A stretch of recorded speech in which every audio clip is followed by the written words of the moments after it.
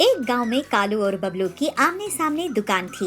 दोनों गन्ने का रस बेचा करते थे। कालू को बबलू की ईमानदारी से बहुत नफरत थी। वो बबलू के साथ झगड़ने के लिए मौका ढूंढता रहता था। ऐसे ही एक दिन कालू बबलू से झगड़ने लगा। या बबलू, तुम अपने आप को क्या समझते हो? देखो, अगर मुझे गुस्सा आ गया तो तुम्हारी खैर नहीं। क्या हुआ कालू भाई, क्यों सुबह सुबह झगड़ा कर रहे हो? मैंने तुमसे बात भी नहीं की। तुम जंगल के पंछियों को मेरे बारे में क्या फैला रहे हो कि मैं गन्ने के रस में पानी मिलाता हूँ? मुझे ये बात किसी को बताने की जरूरत ही नहीं है। सब लोग जानते हैं कि तुम गन्ने के रस में पानी मिलाते हो। तुम्हारी इतनी हिम्मत, तुम्हें बहुत चर्बी चढ़ गई है। मैं तुम्हारे साथ क्या करता हूँ बस देखते जाओ। ऐसे ही कुछ दिन बीत जाते हैं। एक दिन कालू अपनी ही एक दोस्त टिल्लू को बहला फुसलाकर बबलू की दुकान में भेजता है। अरे, ये कैसा गन्ने का रस है? मेरी तो जान ही जा रही है पेट दर्द के कारण। तुम इसमें क्या मिलाते हो? उसका चीखना सुनकर वहाँ खड़े पक्षी और कालू कौवा सारे पहुँच जाते हैं। अरे ये क्या भाई, तुमने लगता है बबलू के केमिकल से बने गन्ने का रस पी लिया है। इस बबलू को ऐसे ही नहीं छोड़ना चाहिए। पता नहीं कितने लोगों की तबीयत ऐसी ही खराब हो जाती है। फिर वहाँ खड़े लोग भाग जाते हैं और बबलू की पिटाई कर देते हैं। उसके बाद बबलू बहुत दुखी होकर एक जगह पे बैठा रहता है। तभी उसके पास एक भिखारी आता है। बेटा, तुम बबलू हो ना? तुमसे बहुत बार मैंने गन्ने का रस मुफ्त में पिया है। मुझे कुछ खाने के लिए दो बेटा, कम से कम एक गिलास गन्ने का रस ही दे दो। एक धोखेबाज के कारण अब यहाँ अकेले रो रहा हूँ मैं। आपको दिखाई नहीं देता है क्या मेरी हालत? हाँ, मैं ईमानदारी से काम करता था और मुझे पिटाई मिली, जबकि वो मिलावटी गन्ने का रस बेचने वाला आज अच्छे से अपनी दुकान चला रहा है।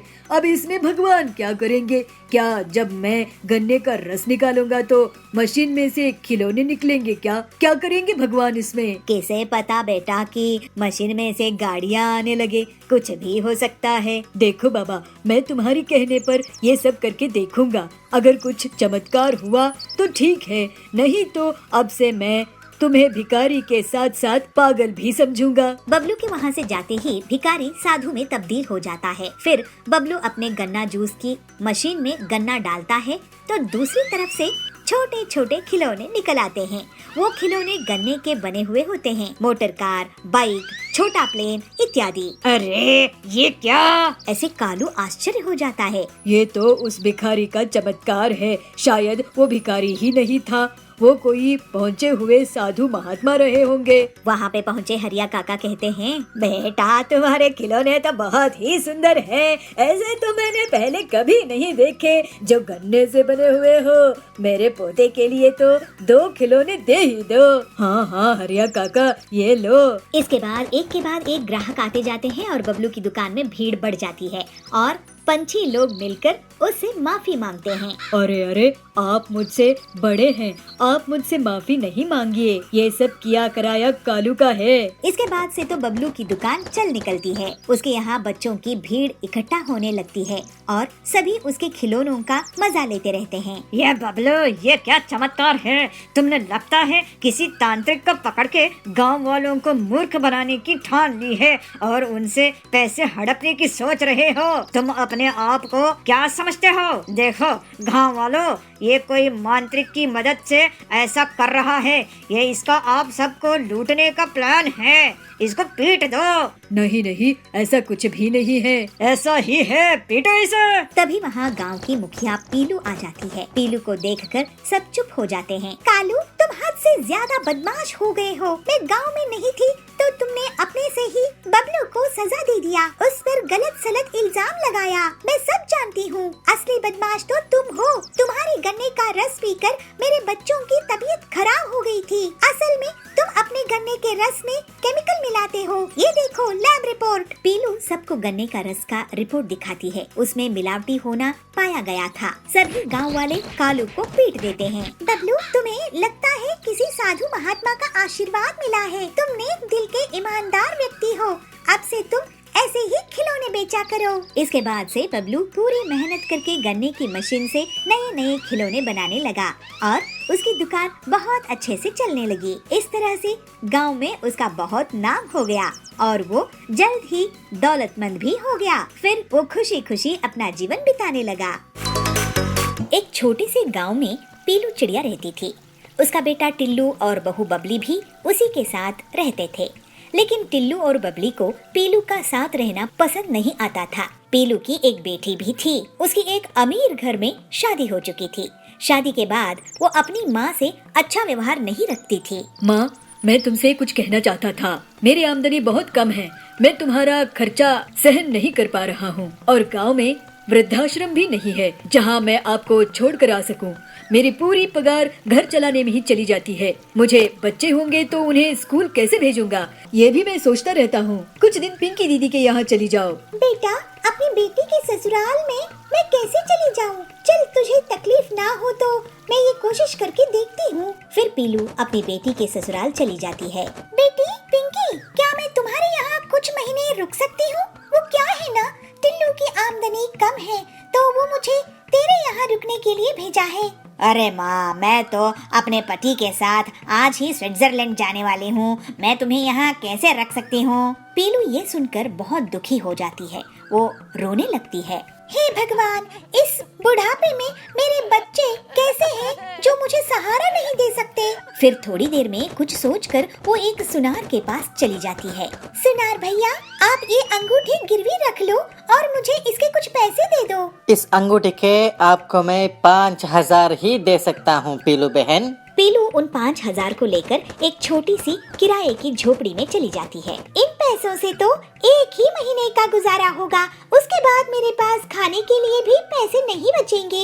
मुझे कुछ काम शुरू कर देना चाहिए, लेकिन इतने पैसे से मैं सिर्फ रोटी बनाने का काम ही शुरू कर सकती हूँ। फिर अगले ही दिन से पीलू रोटी और आलू की सब्जी बनाकर एक चौक में बेचने लगती है। रोटी सब्जी ले लो, रोटी सब्जी, गर्मा गर्म रोटी सब्जी, ताजी ताजी रोटी सब्जी ले लो। तो वहाँ सुंदरी आती है और पूछती है, बहन, एक प्लेट रोटी सब्जी कितने की होगी? सिर्फ 20 रुपए की 3 रोटी और सब्जी है। एक प्लेट मुझे देना। तो सुंदरी रोटी सब्जी खाती है। वाह बहन, तुमने तो कमाल की रोटी सब्जी बनाई है। ये लो पैसे, मैं और भी लोगों को तुम्हारे पास भेजूंगी। गरीबों को इतना स्वादिष्ट और अच्छा खाना नसीब नहीं होता। वो सब बहुत खुश होंगे।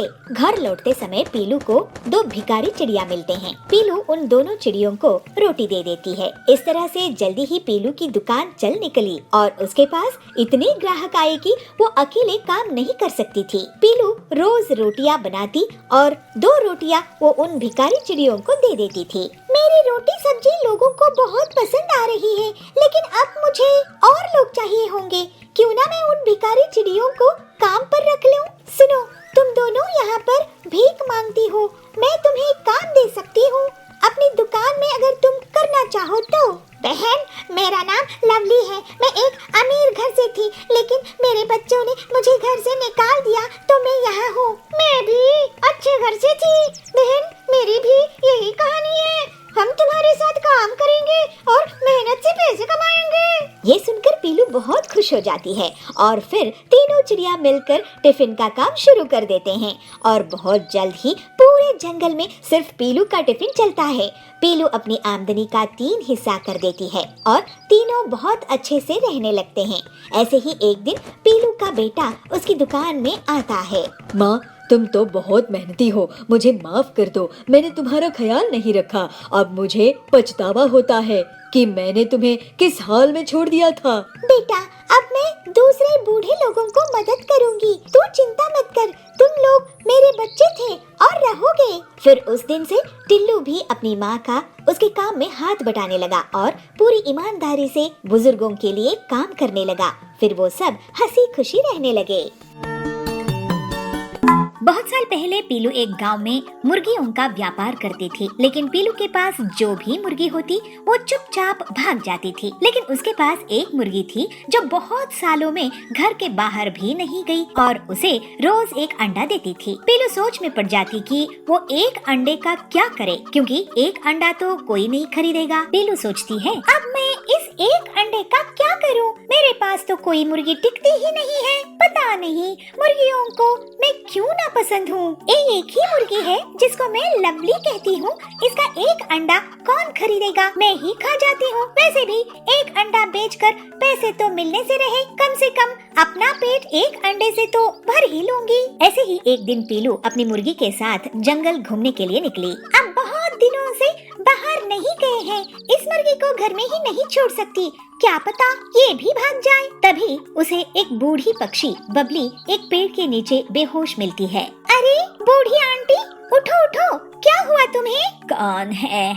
मुझे भूख लगी है, भूख लगी है मुझे। अरे आंटी जी, मेरे पास तो आपको खिलाने के लिए पैसे नहीं हैं। तभी लवली मुर्गी एक अंडा दे देती है। पीलू तुरंत ही उसे बबली को दे देती है। बबली उस अंडे को खा लेती है। बेटी, तुमने अपनी मुर्गी का अंडा खिलाकर मेरी भूख मिटाई है। तुम अब से गरीब नहीं रहोगी। ये मुर्गी तुम्हें एक सोने की अंडा देगी।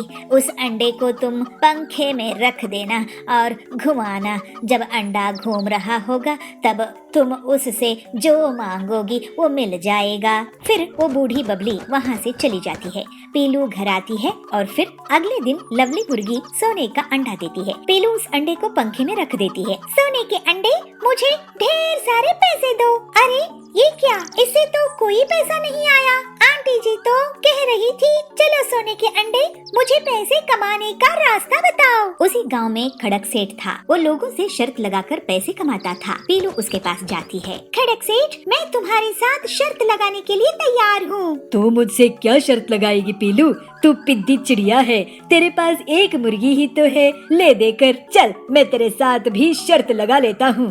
कल सुबह तेरी मुर्गी को 50 मुर्गियाँ देने होंगे, नहीं तो तू मुझे 2 लाख देगी। ठीक है, लेकिन अगर मैं जीती तो तुम मुझे 5 लाख रुपए दोगे खड़क सेठ? जा जा, एक मुर्गी से 50 मुर्गियाँ निकाल के दे मुझे। फिर पीलू शर्त लगाकर चली जाती है और सोने के अंडे को पंखे में रखकर उसे 50 मुर्गियाँ मांगती है। सोने का अंडा उसे 50 मुर्गियाँ दे देता है। अगले दिन खड़क सेठ ये देखता है तो उसका सिर चकरा जाता है। ये धोखा है, ऐसा नहीं हो सकता। धोखेबाज तुम हो खड़क सेठ। भोले भाले लोगों से शर्त लगाते हो और उनकी जमीन हड़प लेते हो।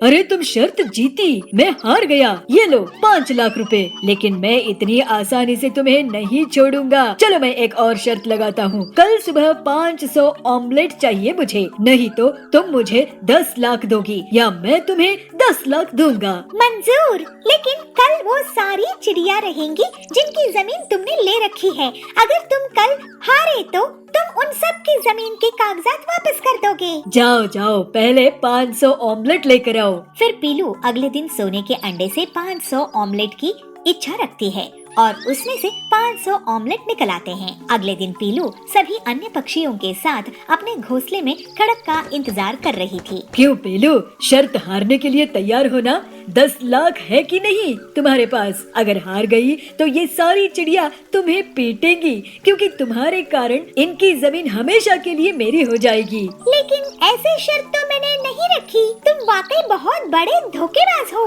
लेकिन मुझे फिक्र नहीं, तुम शर्त हारने वाले हो। ये देखो, ऑमलेट गिन लो, पूरे 500 है। अरे नहीं, मेरा सिर चकरा रहा है। इतने सारे ऑमलेट। वो भागने लगता है, लेकिन सारे पक्षी उसको पकड़कर पीटने लगते हैं और अपनी जमीन के पैसे ले लेते हैं और पीलू को 10 लाख रुपए मिल जाते हैं। इस तरह से पीलू सबकी मदद करके खुशी खुशी रहने लगती है।